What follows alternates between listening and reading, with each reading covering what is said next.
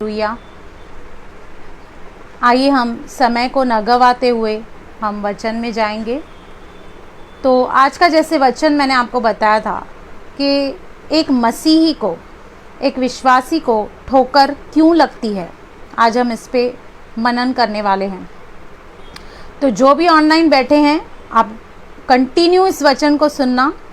और जैसे मैंने कहा कि आज ये वचन होगा पूरा तो ठीक है, नहीं तो मैं इसको दो एपिसोड्स में आपको बताऊंगी। लेकिन इस वचन को हमें बहुत ही गंभीर रीति से समझना है, क्योंकि प्रभु यीशु मसीह इस विषय के लिए बहुत ही गंभीर हैं। हालेलुया। आइए हम शुरुआत करते हैं। हम पढ़ेंगे लूका 17। सिस्टर रेशमा, आप अगर ये रेफरेंस दे सकते हैं तो आप टाइप करते जाइए रेफरेंस। सिस्टर रेशमा चावला, दरिया चावला, अगर आप ऑनलाइन हैं तो इस रेफरेंस को टाइप करके दे दीजिए। लूका 17 का हम 1 और 2 वचन पढ़ेंगे। हालेलुया। लूका 17 1 और 2 वचन कहता है, फिर उसने अपने चेलों से कहा। किसने?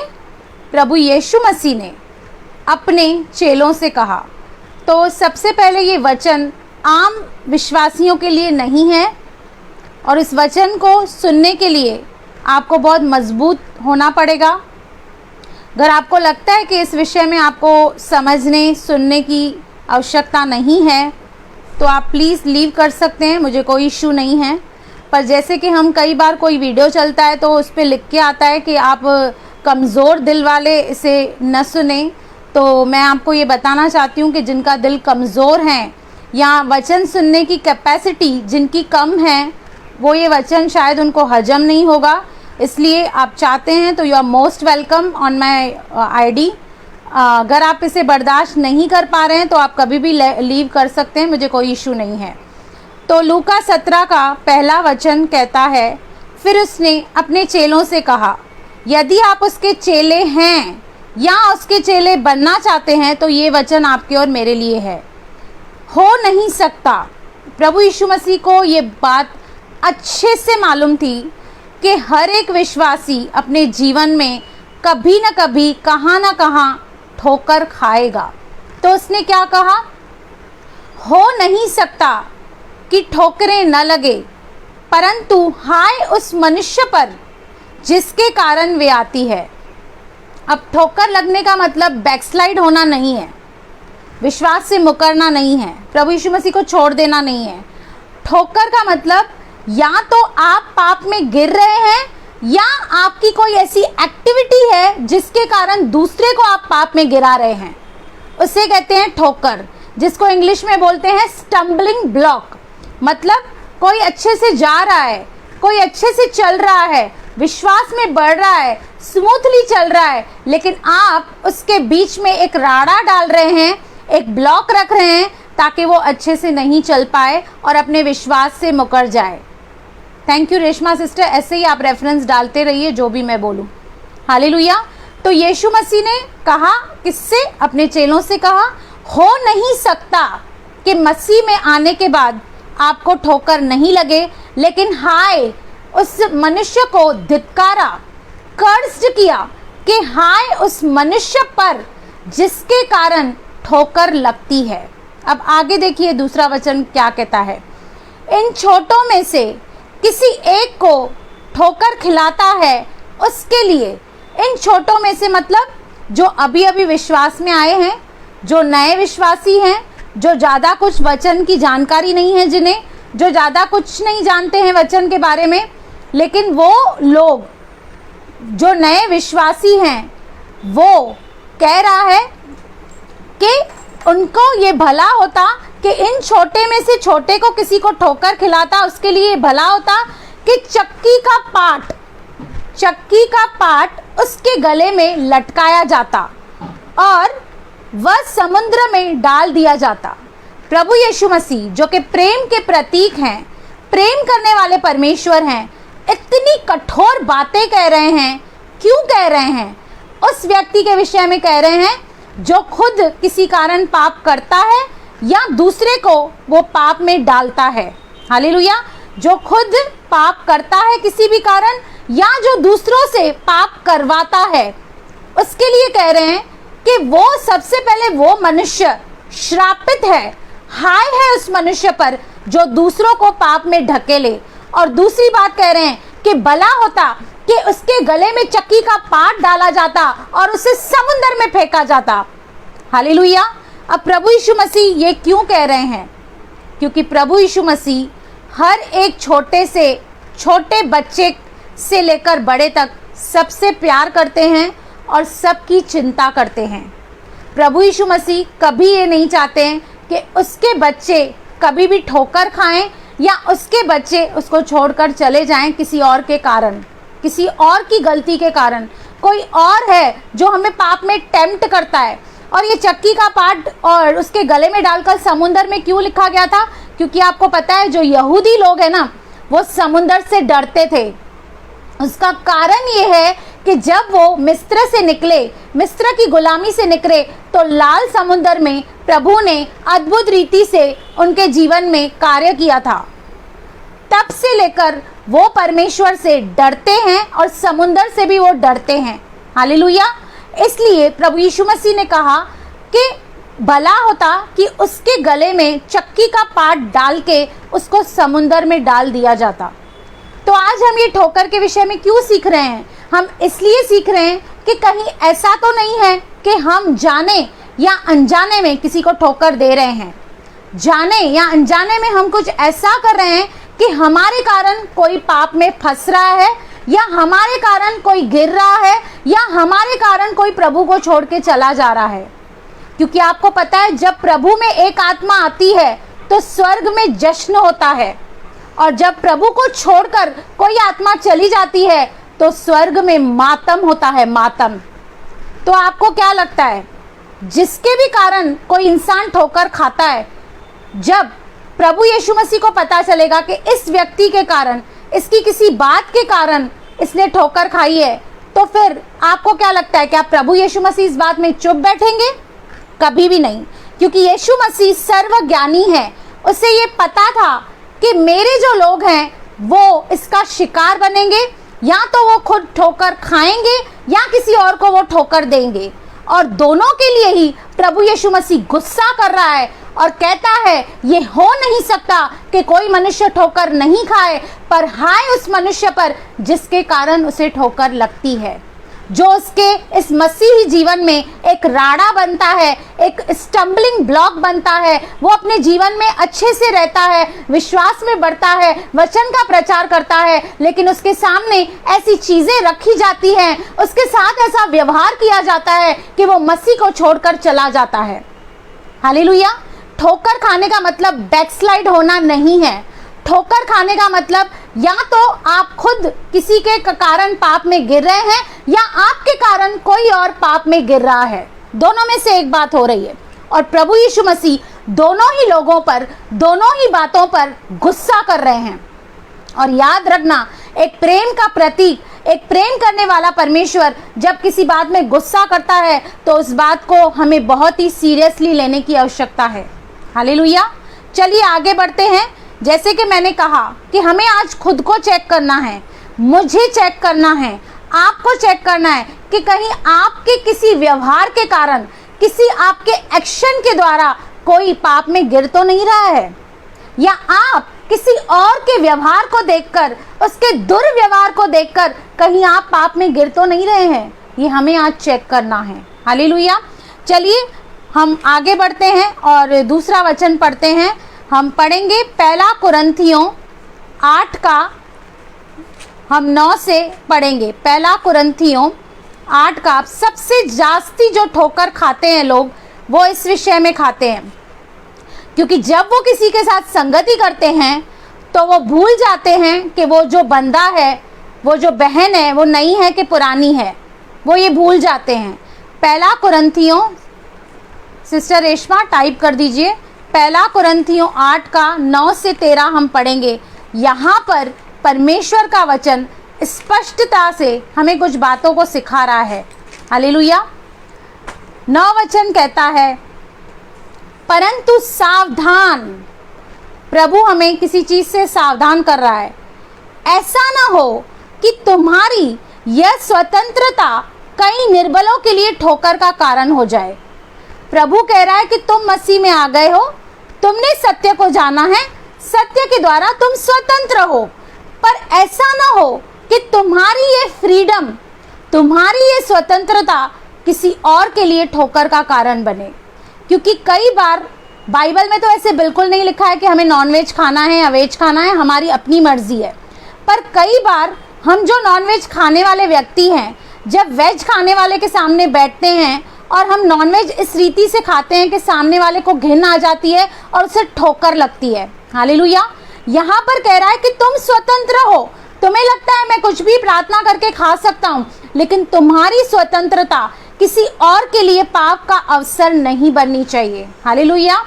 लिखा है, सावधान, ऐसा ना हो कि तुम्हारी स्वतंत्रता कई निर्बलों के लिए ठोकर का कारण हो जाए।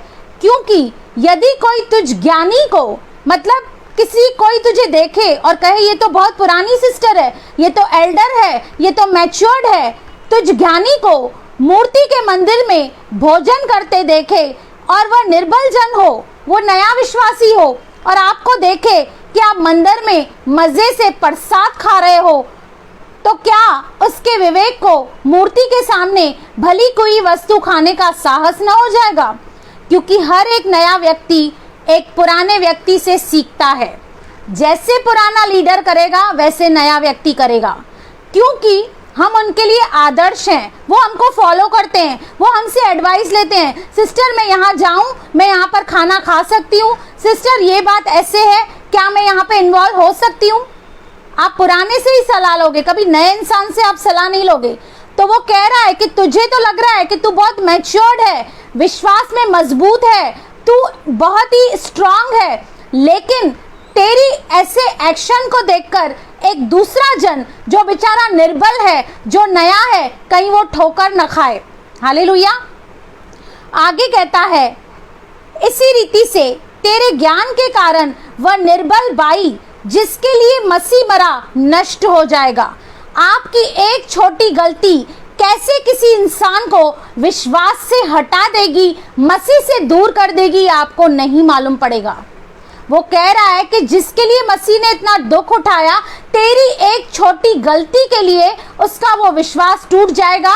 और हर एक इंसान, अगर ये किसका काम नहीं होता, कोई आता है प्रार्थना घर में, उसका काम नहीं होता है, या उसकी जो फरियाद है वो सुनी नहीं जाती है, तो वो या किसी भाई ने उसके साथ गलत व्यवहार किया, या उसका पैसा खा गया, या उससे कर्जा लिया वापस नहीं दिया, तो आपको पता है फ्रस्ट्रेशन किसके ऊपर उतारते हैं लोग? फ्रस्ट्रेशन अपनी यीशु मसीह के ऊपर उतारते हैं, कलीसिया के ऊपर उतारते हैं। अब इसमें आप बताइए कि यीशु मसीह का क्या दोष है? यीशु मसीह ने तो आपके लिए, मेरे लिए कुर्बानी दी, उसने तो हमें एक अच्छा आदर्श दिया, एक अच्छा जीवन जी के दिखाया, लेकिन हम अपनी फ्रस्ट्रेशन लोगों पे नहीं उतार के हम यीशु मसीह को बुरा भला कहते हैं और उसको छोड़ के चले जाते हैं कि यीशु मसीह अच्छा नहीं है। क्यों? क्योंकि उसके लोग अच्छे नहीं हैं। इस भाई ने मेरे साथ दुर्व्यवहार किया, इस बहन ने मेरे साथ गलत किया, ये मुझे विश नहीं करती है, ये मुझसे हंसती नहीं है। छोटी छोटी बातें हम फ्रस्ट्रेशन यीशु मसीह के ऊपर उतारते हैं। हालेलुया। कह रहा है कि जब तू किसके साथ फेलोशिप करे, संगति करे, तो सोच समझ के कदम उठाना, क्योंकि तेरी एक गलती उस भाई को ठोकर दिला सकती है और वो मसीह को छोड़कर चला जा सकता है। हालेलुया। आगे कहता है, इस प्रकार भाइयों के विरुद्ध अपराध करने से और उनके निर्बल विवेक को चोट पहुंचाने से तुम मसीह के विरुद्ध अपराध करते हो। अगर आप किसी भाई के बारे में बुरा कहते हैं जो अच्छा है, ईमानदारी से सेवा कर रहा है, फेथफुल है, प्रभु के राज्य को बढ़ा रहा है, लेकिन आपको अपनी एक फ्रस्ट्रेशन है उसके साथ, आपकी बनती नहीं है उसके साथ, आप उसके साथ कंपीट नहीं कर सकते, तो इसलिए आप उसे गिराने के लिए, उसके लिए व्यर्थ बातें अगर जे करोगे, तो आप उस भाई के विरुद्ध पाप नहीं कर रहे हो, आप मसीह के विरुद्ध पाप कर रहे हो।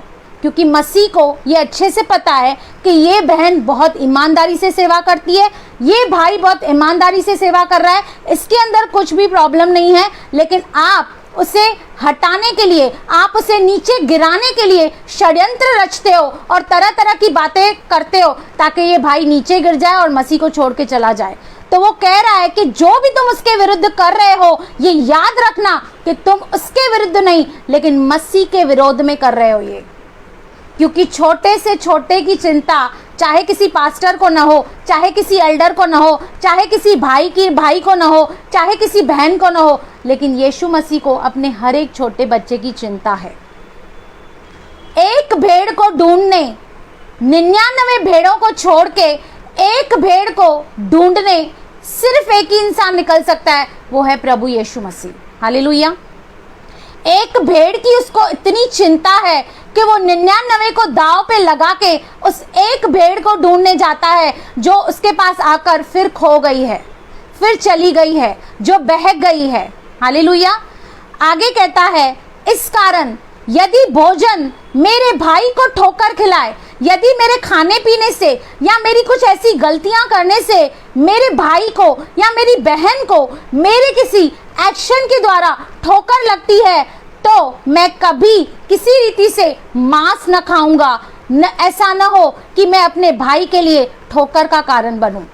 आप भले नॉन वेजिटेरियन हैं, शौकीन हैं, आप अपने घर में मंगा के खा सकते हैं, पर उसको अगर ये पसंद नहीं है, आपके भाई को या बहन को ये पसंद नहीं है कि आप उसके सामने बैठ के नॉनवेज खाएं, तो आपको भी वेजिटेरियन खाकर उसको जीतना है और न कि उसको ठोकर दिलानी है।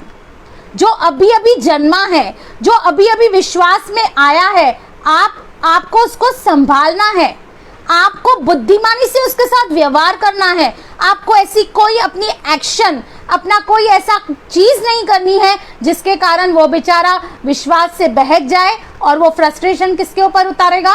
ना आपके ऊपर, ना मेरे ऊपर, वो यीशु मसीह के ऊपर अपनी फ्रस्ट्रेशन उतारेगा कि यीशु प्रभु जो है वो अच्छा नहीं है।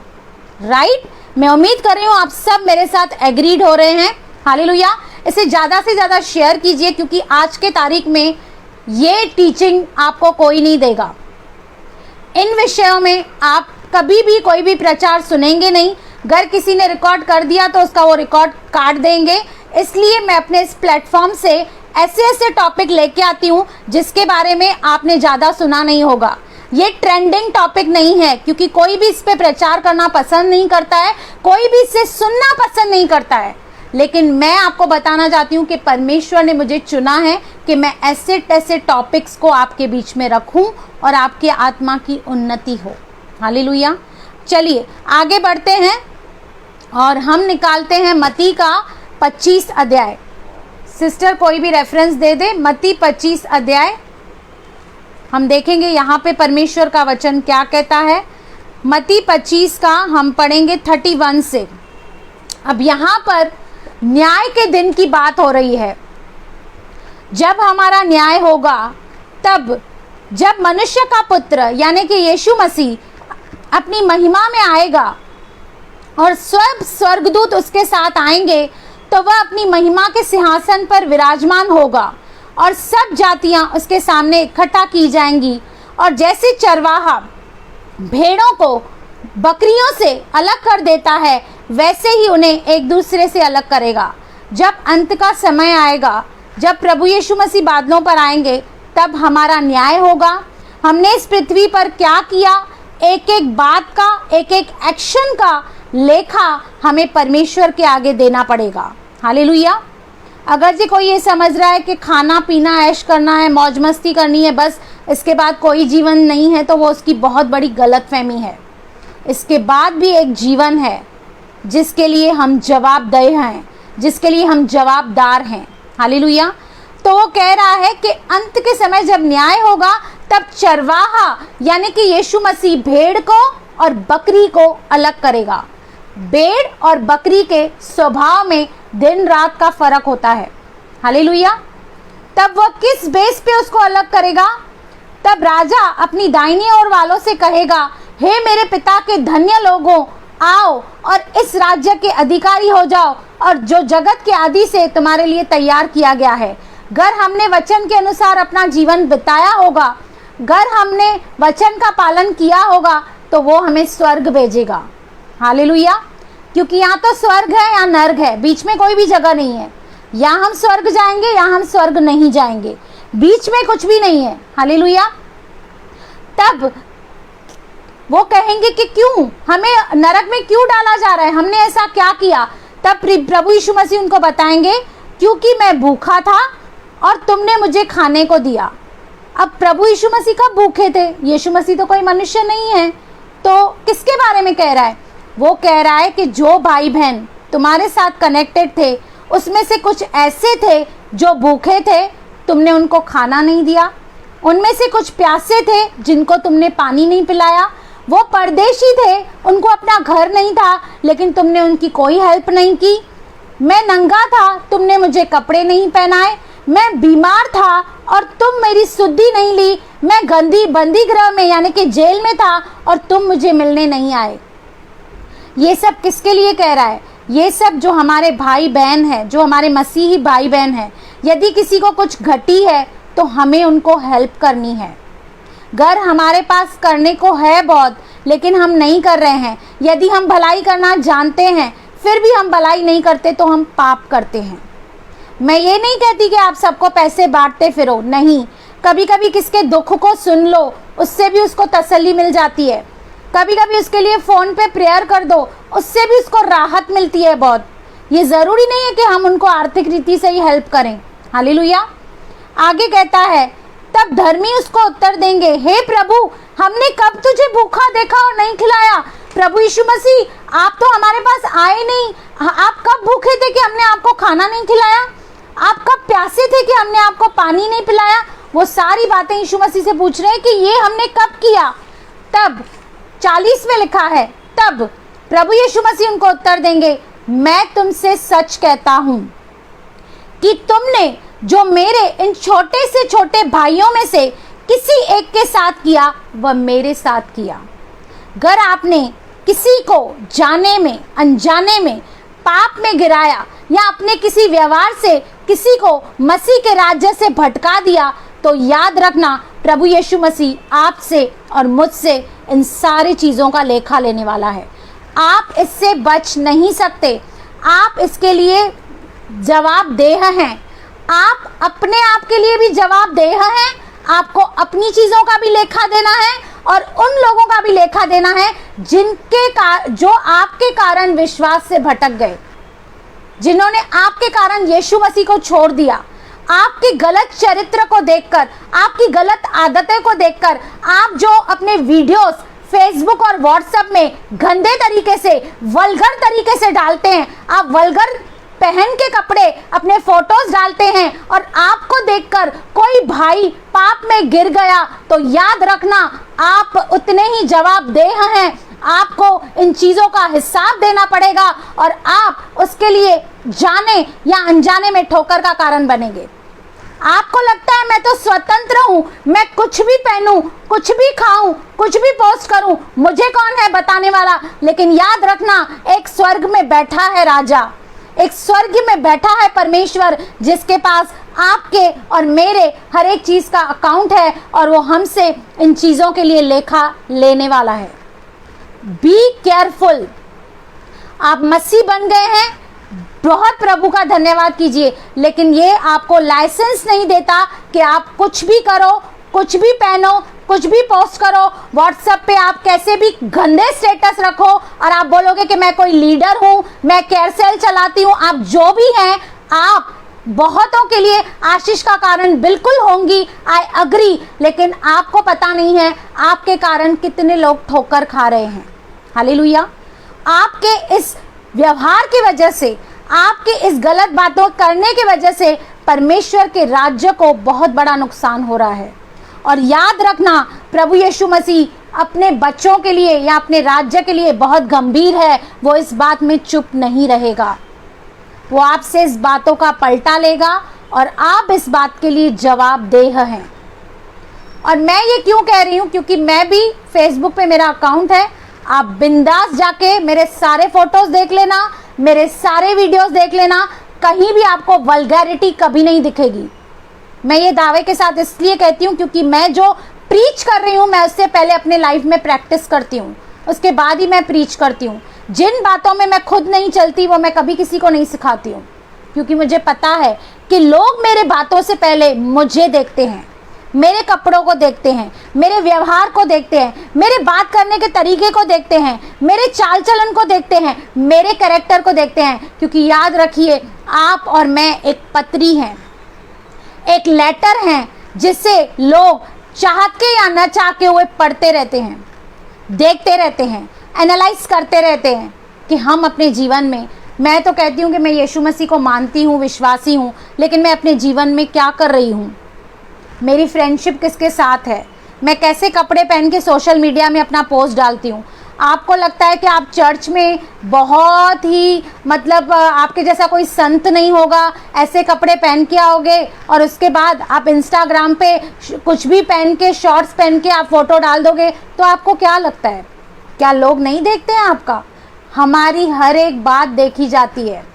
सोशल मीडिया में हम क्या डालते हैं, हम क्या स्टेटस रखते हैं, हर एक चीज़ पर ऑब्जर्वेशन है, विश्वासियों की भी और अविश्वासियों की भी। इसलिए बी वेरी केयरफुल। आपके किसी ऐसे व्यवहार के लिए या आपके किसी ऐसी बात के लिए कोई और पाप में गिरना नहीं चाहिए। मेरा काम है आपको बताना, आप मानो या ना मानो, या मुझे कहो ये कौन होती है मुझे बताने वाली, इट्स अप टू यू। क्योंकि मैं अपनी हिदायत आपको नहीं दे रही हूँ, मैं आपको वचन बता के, वचन रख के आपको बाकायदा समझा रही हूँ। आपको समझना है, बहुत अच्छी बात है, नहीं समझोगे तो मुझे कोई नुकसान नहीं है, क्योंकि जो मैं समझी हूँ मैं ये चाहती हूँ कि मैं दूसरों को भी बताऊँ। हालेलुया। तब राजा क्लियरली ये कहेगा कि जो भी तुमने इन छोटों से छोटों के साथ किया वो तुमने मेरे साथ किया है, तुमने मेरे साथ बुराई की है, तुमने मेरे साथ दुर्व्यवहार किया है। हालेलुया। आगे हम पढ़ेंगे रोमियो का 14 का 1 वचन पढ़ेंगे कि रोमियो में देखिए प्रभु का वचन क्या कहता है। हम कई बार जो विश्वास में नए नए आते हैं लोग, उनके अजीब अजीब सवाल होते हैं, उनकी अजीब अजीब कन्फ्यूजन होती है कि नहीं होती है? होती है ना। तो हम कई बार क्या करते हैं, उनके ऊपर हंसते हैं और उनकी खिल्ली उड़ाते हैं। देखिए रोमियो 14:1, जो विश्वास में निर्बल है उससे अपनी संगति में ले लो, परंतु उसकी शंकाओं पर विवाद करने के लिए नहीं। प्रभु यीशु मसीह कह रहे हैं कि अगर तुम बहुत स्ट्रांग हो, बहुत अच्छी बात है, लेकिन ऐसे लोगों को तुम अपनी संगति में ले लो, उनके ऊपर मजाक मत मढ़ाओ, खीखी मत करो, ठीठी मत करो, उनका ठट्ठा मत करो। क्योंकि जब उन लोगों को ये पता चलता है कि ये मेरी बहन या ये मेरा भाई मेरी मजाक उड़ा रहा है, या मैंने ऐसे कोई अनुचित सवाल पूछा है और लोग हंस रहे हैं, तो उससे बहुत बड़ी ठोकर लगती है। हालेलुया। आपको नहीं पता चलेगा, आपके लिए तो वो मजाक होगा, गॉसिप होगा, लेकिन जिसके बारे में ये किया जाता है उसे बहुत बड़ी चोट लगती है। हालेलुया। तो हमें जो निर्बल हैं, जो नए जन्मे बच्चे हैं, उसको अपनी संगति में ले लेना है, उसे स्ट्रॉन्ग करना है, और उनकी जो शंकाएं हैं, जो उनके सवाल हैं, उस पर ठीठी नहीं करते हुए हमको उनको समझाना है। हम भी तो किसी टाइम नए थे ना, कोई भी अपने माँ के पेट से सब सीख के नहीं आया है। हम भी कभी नए थे, हमने भी बहुत सारी चीज़ें सीखी, हमारे भी बहुत सारे डाउट्स थे जो क्लियर हुए। हालेलुया। कोई भी अपने माँ के पेट से सीख के नहीं आता है। सोच लीजिए, जब आपके ऊपर कोई ऐसे हंसे और आपकी टिंगल उड़ाए तो आपके ऊपर क्या बीतेगी? आप कलीसिया छोड़ के चले जाओगे या मसीह को छोड़ के चले जाओगे? दोनों में से एक बात होगी।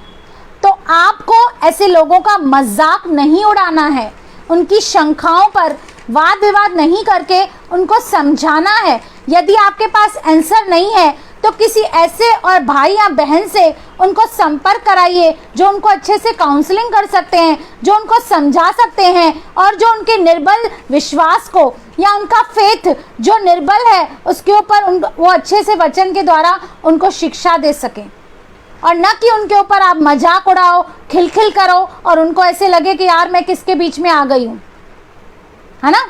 क्योंकि कलीसिया में हम देखते हैं बहुत लोग अपना ग्रुप बना के बैठ जाते हैं और दूसरा कोई उनके ग्रुप में आ जाए उनको एंट्री नहीं देते हैं। तो ये सबसे बड़ा उनके लिए ठोकर का कारण होता है। उनको लगता है मैं किसी अनजान जगह पे आ गया हूँ, यहाँ मुझे वेलकम नहीं किया जा रहा है। हालेलुया। क्योंकि जब प्रभु यीशु मसीह में कौन आते हैं? सब चोट पहुंचाए हुए व्यक्ति आते हैं, जो बेचारे अपने जीवन में हताश हैं, निराश हैं, जो ऑलरेडी बेचारे दुखों में हैं, तकलीफों में हैं, तो हम उनके उन दुखों में सहभागी नहीं होकर अगर हम उनकी टिंगल उड़ाएंगे, उन पर हंसी करेंगे, ठीठी करेंगे, तो वो कहाँ जाएंगे? वो कैसे आशीष पाएंगे? वो कैसे मसीह में टिक पाएंगे? ये आपको और मुझे आज सोचना है। हालेलुया। अभी बहुत ही मज़ेदार टॉपिक आएगा। इसके बाद हम पढ़ेंगे पहला तीमुथियुस 2:9 और 10। ये स्पेशली मैं उन बहनों के लिए बोलना चाहती हूँ जो मसीह में बहुत विश्वास करती हैं, लीडर्स हैं, एल्डर्स हैं, उनके लिए मैं स्पेशली ये वचन बोल रही हूँ। देखिए वचन क्या कहता है, पहला तीमुथियुस 2:9 और 10 वचन। 9 वचन कहता है, वैसे ही स्त्रियों को भी संकोच और संयम के साथ सुहाने वस्त्रों से अपने आप को संवारें, न कि बाल गूंदने और सोने और मोतियों और बहुमूल्य कपड़ों से। हालेलुया। यहाँ पे क्लियरली परमेश्वर हमें कह रहा है कि हम क्या कपड़े पहन रहे हैं, ये हमें सोचना है। सोचना है, अगर मैं ऐसे कपड़े पहनूंगी तो क्या प्रभु यीशु मसीह मेरे साथ चल सकते हैं? क्या प्रभु यीशु मसीह इस वक्त मानव रूप में मेरे साथ होते तो मैं इतनी हिम्मत करती ऐसे कपड़े पहन के उनके सामने आने की? ये हमें सोचना है। आपके कपड़े कभी भी रिवीलिंग और एक्सपोजिंग नहीं होने चाहिए। आपके कपड़े ऐसे होने चाहिए, आप कभी भी ओवर ड्रेस्ड नहीं होनी चाहिए। आपको हर एक ओकेशन के हिसाब से समझना चाहिए कि मुझे कौन से कपड़े पहनने हैं। आप अच्छे कपड़े पहन सकते हो, आप ब्रांडेड कुर्तियां पहन सकते हो, आप महंगे कपड़े पहन सकते हो, कोई प्रॉब्लम नहीं है, लेकिन ऐसे कोई कपड़े जिसमें आपका बदन नजर आए, आपकी शर्मिंदगी नजर आए, आपकी इज्जत जिसमें कम हो, ऐसे कपड़े आपको और मुझे नहीं पहनने हैं। और अपने आप को इतना ओवर फैशनेबल मत बनाइए कि लोग सोच आपको देख के हैरान हो जाए, ये चर्च में आई है कि किसी क्लब में आई है।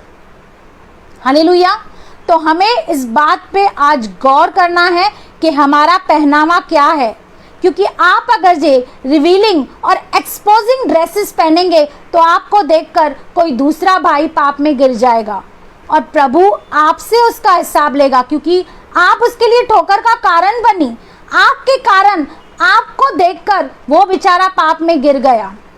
हालेलुया। आगे कहता है, पर भले कामों से, क्योंकि परमेश्वर को भक्ति करने वाली स्त्री को यही उचित भी है। आप गुड वर्क्स कीजिए, आप अच्छे काम कीजिए जो परमेश्वर को पसंद है, ऐसे काम कीजिए, क्योंकि परमेश्वर की जो दासियां हैं, जो उसकी बेटियां हैं, उनको यही काम शोभा देता है। न कि ऐसे कपड़े पहनना, या ना तो ऐसे कपड़े, अश्लील कपड़े पहनकर इंस्टाग्राम, फेसबुक, ट्विटर, ब्ला ब्ला ब्ला, पता नहीं कहाँ कहाँ ऐसे ऐसे आप फोटोज़ रखेंगे, ऐसे ऐसे वीडियोस रखेंगे कि अच्छा भला विश्वासी उसके पैरों के नीचे से ज़मीन निकल जाए और वो यीशु मसीह को छोड़ दे, क्योंकि वो कहेगा कि यीशु मसीह इसको नहीं बदल पाया तो मुझे क्या बदलेगा। हालेलुया। मैं आपसे एक सवाल पूछती हूँ, आप मुझे जवाब दीजिए कमेंट करके। मैं फेसबुक पे आके आपको वचन बताती हूँ, वर्शिप करती हूँ, मैं आके यहाँ पर ऐसे गंदे कपड़े पहन के यहाँ पर आपके सामने बैठ जाऊं और वचन का प्रचार करूं, आप सुनेंगे मेरी मीटिंग?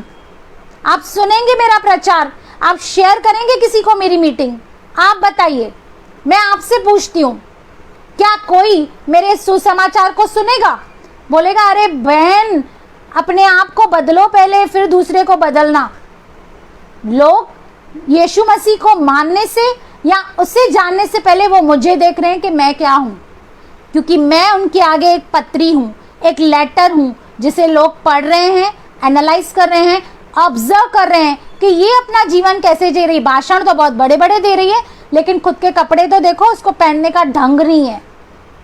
मेरे ऊपर कोई भी ऐसी उंगली नहीं उठाए, ये आपको और मुझे सोचना है। और हम बहनों को ऊपर डबल रेस्पॉन्सिबिलिटी है, क्योंकि हम किसी भाई के कपड़े को देखकर हम पाप में नहीं गिरते हैं, हमारे कपड़े देखकर बहुत सारे लोग पाप में गिर जाते हैं। हम ऐसे एक्सपोजिंग और रिवीलिंग ड्रेस पहनते हैं या बड़ी नेक पहनते हैं या ऐसा कुछ पहनते हैं जिससे हमारे कोई भी अंग नजर आते हैं, तो वो देखकर कोई भाई या कोई नया जवान हमें देखकर सीधा पाप में गिरता है। और परमेश्वर आपसे और मुझसे इसका हिसाब लेने वाला है। आप बच नहीं सकते। आप ये नहीं बोल सकते मैं बहुत मॉडर्न थियरी को बिलोंग करती हूँ, मैं बहुत मॉडर्न हूँ, मैं मॉडर्न वचन सुनती हूँ, मैं हेड कवर नहीं कर सकती क्योंकि मैं नैरो माइंडेड नहीं हूँ। सॉरी, प्रभु यीशु मसीह का वचन कहता है हेड कवर करना है, यानी कि हेड कवर करना है। उसके लिए कोई भी आपका एक्सक्यूज चलेगा नहीं। आपको नहीं मानना है, इट्स अप टू यू, मेरी कोई जबरदस्ती नहीं है। आप मान के मुझे कोई इज्जत नहीं दे रही हैं, आप परमेश्वर को इज्जत दे रही हैं। और एक बात मैं आपसे पूछना चाहती हूँ, आप मुझे कमेंट करके बताइए, जब हम यीशु मसीह को नहीं जानते थे, किसी भी परमेश्वर को हम मानते थे, तो क्या हम हेड कवर नहीं करते थे? जब वो परमेश्वर जिंदा भी नहीं था, हम उसको इतनी इज्जत देते थे और हेड कवर करके बैठते थे, तो आज हम जिंदा खुदावन को जानते हैं, तो क्या हमें हेड कवर नहीं करना चाहिए? जब अनबिलीवर्स, अन्य जाति के लोग भी जब अपने किसी ठिकाने में जाते हैं, हेड कवर करके जाते हैं, तो यीशु मसीह जो कि जिंदा परमेश्वर है, क्या हमें हेड कवर करके नहीं बैठना चाहिए? इसमें आपकी क्या घटी हो जाती है? आपको क्या कमी हो जाएगी? आपकी पर्सनालिटी में क्या कमी हो जाएगी? आपको मॉडर्न बनना है, अपनी थिंकिंग को मॉडर्न कीजिए। वचन को ट्विस्ट करके आप अपना मॉडर्ननेस नहीं दिखाइए, आपका नहीं चलेगा। हालेलुया। मेरा क्या बताना आपको काम है, क्योंकि मैं इस टीचिंग में बिलीव करती हूँ और मैं ये चाहती हूँ कि जो बहनें मुझसे कनेक्टेड हैं, एटलीस्ट वो मुझे आदर नहीं लेकिन परमेश्वर को रेस्पेक्ट करें, परमेश्वर को आदर दें। क्योंकि आज मैं हेड कवर नहीं करूंगी तो आप भी नहीं करोगे। बोलोगे ये पुरानी होकर 18 साल हो गए विश्वास में, ये पुरानी होकर हेड कवर नहीं करे, तो हम क्यों करें? बोलेंगे ना आप। लेकिन हेड कवर करके हम परमेश्वर को एक रेस्पेक्ट देते हैं, एक इज्जत देते हैं, क्योंकि जहां कहीं भी परमेश्वर का कार्य होता है वहां स्वर्गदूत भी होते हैं। आपके सामने एक साक्षात स्वर्गदूत आके खड़ा हो जाए तो आप हेड कवर नहीं करेंगे? आपके सामने परमेश्वर घर बैठा हो तो आपके शब्द कैसे रहेंगे? आपकी बोली कैसे रहेगी? आपका पहनावा कैसे रहेगा? भले ही परमेश्वर हमें दिखता नहीं है, लेकिन वो उसकी प्रेजेंस में हम बैठते हैं। हमें आज सोचना है कि हम क्या कर रहे हैं, हम अपने सोशल मीडिया को कैसे इस्तेमाल कर रहे हैं, कैसे हमारे सोशल मीडिया के द्वारा दूसरों को ठोकरें लग रही हैं, आपको पता भी नहीं चल रहा है, क्योंकि सबकी नज़र है। आप बिल्ली दूध पीती है, बिल्ली को लगता है कि मुझे किसने नहीं देखा, पर बिल्ली को ये पता नहीं होता है कि बिल्ली को सबने देखा होता है। तो इसलिए इस बात में थोड़ा स्मार्ट बनिए। आप प्रभु यीशु मसीह के बच्चे हैं। प्रभु ने क्या कहा कि लोग तुम्हें देखकर, तुम्हारे कामों को देख के उस पिता परमेश्वर की महिमा करें जो स्वर्ग में है। तो क्या मेरा पहनावा ऐसे है कि मेरे को देख के कोई पिता की महिमा कर सकता है? क्या मेरी बोली ऐसी है कि कोई मुझे देखकर पिता की महिमा कर सकता है? हालेलुया। आज मुझे और आपको ये बात सोचनी है। हालेलुया। टाइम बहुत हो गया है, मैं सेशन को यहाँ पर समाप्त करती हूँ, पर इसका पार्ट 2 मैं नेक्स्ट मीटिंग में लूँगी। ट्यूसडे को 5:30 बजे मैं इसका पार्ट 2 लूँगी, और भी मैं आपको बहुत सारी बातें डिटेल में बताऊँगी कि कैसे हम दूसरों को ठोकर देते हैं या कैसे किसी बात के द्वारा हमें ठोकर लगती है। और मैं सिर्फ प्रॉब्लम नहीं बताऊँगी, आपको सॉल्यूशन भी बताऊँगी कि कैसे हमें इस चीज़ से बचना है और कैसे इस चीज़ को अपने जीवन से निकालना है या हमें सुधरना है। मैं ये सॉल्यूशन भी आपको वचन के द्वारा बताऊंगी, और मैं उम्मीद करती हूँ कि आज का वचन बहुत ही आशीषित था। आप इसमें से बहुत कुछ सीखे होंगे। आप इस बात का बुरा मत मानना, मैंने कुछ बातें बहुत खोल के कही, आप प्लीज़ मुझे गलत मत समझना। मेरा इंटेंशन किसी को भी गिराना नहीं है, किसी के ऊपर दोष लगाना नहीं है, पर मेरा इंटेंशन ये है कि हम हर एक बात के द्वारा परमेश्वर की महिमा करें। मैं ये नहीं चाहती हूँ कि आप जो सेवा कर रहे हैं, इतनी अच्छी सेवा कर रहे हैं, आपके किसी भी छोटी सी बात की वजह से आपकी उस सेवा पे पानी फिर जाए, या आपके उस मसीह जीवन पे कोई उंगली उठाए और कहे कि मैंने इस बहन के वजह से, मैंने इस भाई की वजह से ठोकर खाई है। क्योंकि मैं आपसे इसका लेखा नहीं लेने वाली हूँ, लेकिन यीशु मसीह आपसे और मुझसे हर एक चीज़ का हिसाब देने वाले हैं। और एक बात इम्पॉर्टेंट आपको कहती हूँ, सुनो। आपको मैं ये बात कहती हूँ कि आप अपने मोबाइल में कभी भी रिकॉर्डिंग मत करना किसी की, क्योंकि मैंने अपने 18 साल में कभी भी ऐसे नहीं देखा है कि किसी ने किसकी बात रिकॉर्ड की हो और उनके बीच में मेल मिलाप हुआ हो। ऐसा कभी नहीं होगा, क्योंकि कोई भी रिकॉर्डिंग इसलिए ही करेगा कि या तो उसको फूट डालनी होगी या तो उसको झगड़ा कराना होगा।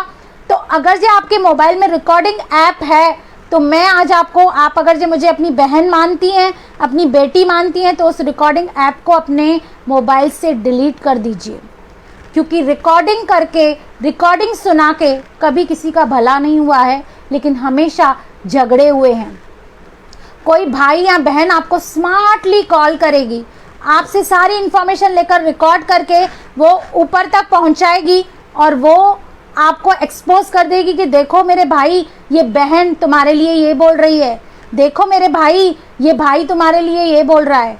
आप इससे बताइए, इससे मेल मिलाप होगा क्या? प्यार बढ़ेगा कि उन दो भाइयों के बीच में दुश्मनी बढ़ेगी, बैर बढ़ेगा? क्या होगा? आप मुझे कमेंट करके बताइए। आपने कभी देखा है कि किसी ने किसकी रिकॉर्डिंग दिखाई हो और उसमें से भलाई उत्पन्न हुई हो? मैंने तो 18 साल में कभी नहीं देखा। इस रिकॉर्डिंग ऐप को अपनी ज़िंदगी से निकाल दो। और ये याद रखो, जो भी रिकॉर्डिंग करते हैं उनके लिए मेरा एक संदेश है। आप जो रिकॉर्डिंग कर रहे हैं ना, ये याद रखो कि आपकी भी रिकॉर्डिंग स्वर्ग में हो रही है, और जब न्याय का दिन आएगा ना, आपकी पूरी रिकॉर्डिंग परमेश्वर आपके सामने रखेगा। हालेलुया। आपके सामने आपकी रिकॉर्डिंग रखेगा कि मेरी बेटी, तूने इस धरती पे रहते समय क्या क्या कांड किए, क्या कुछ नहीं किया, कैसे तूने दो भाइयों के बीच में फूट डलवाई, कैसे तूने दो बहनों को अलग किया, कैसे तूने उसके बीच में झगड़ा मचाया। अब ये आपके ऊपर है, मैं निर्णय आपके ऊपर छोड़ती हूँ। क्या आपको अपना एक अच्छा रिपोर्ट कार्ड चाहिए या एक गंदा रिपोर्ट कार्ड चाहिए न्याय के दिन, कि ये मेरी बेटी जिसको मैंने चुना, इसके पापों को क्षमा किया, इसके जीवन को मैंने बदला, और ये देखो रिकॉर्डिंग करके कैसे दो भाइयों के बीच में, कैसे दो बहनों के बीच में फूट डलवा रही है। रिकॉर्डिंग से कभी किसी का भला नहीं हुआ, न होगा। इसलिए मैंने अभी अभी प्रभु की दया से मोबाइल लिया, बहुत अच्छी क्वालिटी का प्रभु ने मुझे मोबाइल दिलवाया। देखो आप, मेरी कॉपी कितनी अच्छी आ रही है, अच्छी आ रही है ना? Thank you. तो मैं आपको बता रही हूँ कि मैंने अपने उस मोबाइल से सबसे पहले रिकॉर्डिंग का ऐप उड़ाया। मुझे नहीं चाहिए, मुझे किसी को कुछ भी प्रूव नहीं करना है, न किसी का कुछ मुझे करना है, न यहाँ की चुगली वहाँ चुगली, यहाँ चुगली वहाँ चुगली, मुझे कुछ नहीं करना है। आई एम नॉट इंटरेस्टेड, क्योंकि मुझे पता है कि प्रभु का वचन कहता है, जिस नाप से तुम नापते हो ना, तुम्हारे लिए भी वैसा ही नापा जाएगा। तुम रिकॉर्डिंग करते हो ना, तुम्हारी भी कोई रिकॉर्डिंग करेगा और रखेगा अपने पास, और उसको समय पर ऐसा इस्तेमाल करेगा कि तुम्हारे पैरों के तले ज़मीन निकल जाएगी। तो याद रखना, जो आप बोओगे वही आप काटने वाले हो। अच्छा बीज बोओगे, अच्छी कटनी मिलेगी। बुरा बीज बोओगे तो ये कभी नहीं सोचना कि आपको अच्छी कटनी मिलने वाली है, नेवर एवर। हालेलुया। तो प्रभु आपको बहुत आशीष करे। मुझे कमेंट करके ज़रूर बताइए कि ये टॉपिक आपको कैसा लगा। और ये टॉपिक ट्रेंडिंग नहीं है, क्योंकि ट्रेंडिंग है लव, ग्रेस, प्रॉस्पेरिटी, लेकिन ये टॉपिक ट्रेंडिंग नहीं है, लेकिन ये टॉपिक बहुत इम्पॉर्टेंट है। प्रभु यीशु मसीह इसके विषय में बहुत गंभीर हैं, इसलिए वो कहते हैं कि जो व्यक्ति आपको ठोकर दिलाए, भला होता कि उसके गले में चक्की का पाट डाला जाता और उसे समुद्र में फेंका जाता, यानी कि वो इस दुनिया में रहे ही नहीं, मर जाए। प्रभु यीशु मसीह ये कह रहे हैं, जो खुद जीवन देने आए, जो खुद बचाने आए, जो पापियों का उद्धार करने आए, अगर वो इस विषय में ऐसे कठोर शब्द कह रहे हैं, तो आपको और मुझे इन चीज़ों से कितना नफरत करनी चाहिए। हालेलुया। तो मैं उम्मीद करती हूँ कि आज का वचन बहुत ही ब्लेसेड था। आप इसे शेयर कीजिए, ज़्यादा से ज़्यादा लोगों तक ये टीचिंग पहुँचाइए, और मैं आपको ट्यूसडे को पार्ट 2 बताऊँगी इसका, और वो भी बहुत इंटरेस्टिंग होगा। अभी समय बहुत कम है और आधा पौना घंटा निकल जाएगा।